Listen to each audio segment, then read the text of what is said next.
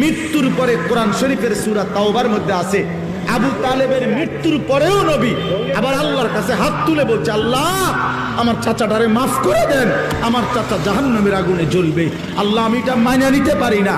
আসমানওয়ালা আল্লাহ কোরআনের আয়াত নাজিল করছে, বন্ধু হাত নামান, আমি মাফ করব না। নামান হাত নামান,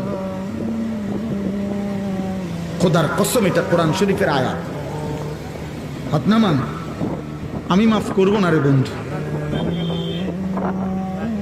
কার হাত নামাইছে? কার হাত বুঝছেন? কার হাত?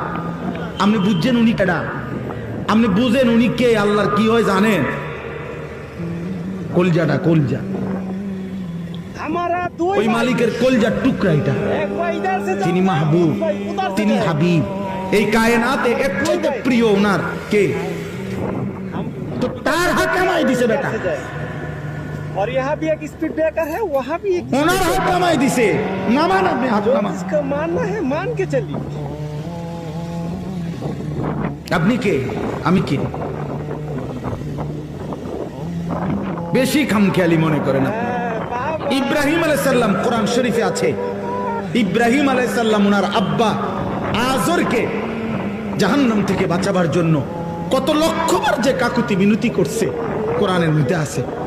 শত শতবার ইয়া আবাতি, ইয়া আবাতি, ইয়া আবাতি, ইয়া আবাতি কোরআন শরীফে আছে। আব্বা, এই আব্বা, এই আব্বা, আব্বা আপনি ঈমান আনেন, ওই বাপ ঈমান আনেন, বাপ ঈমান আনেন, ঈমান আনেন, ঈমান আনেন। আপনারা জাহান্নামের আযাব ধরে ফেলবে রে আব্বা, আপনি শয়তানের গোলামি করেন না রে আব্বা। এইভাবে বলছেন। আসমানওয়ালা বলছে, ইব্রাহিম খলিল হইতে পারো তুমি আমার, আমি তোমার বাপের হেদায়েত দেব না।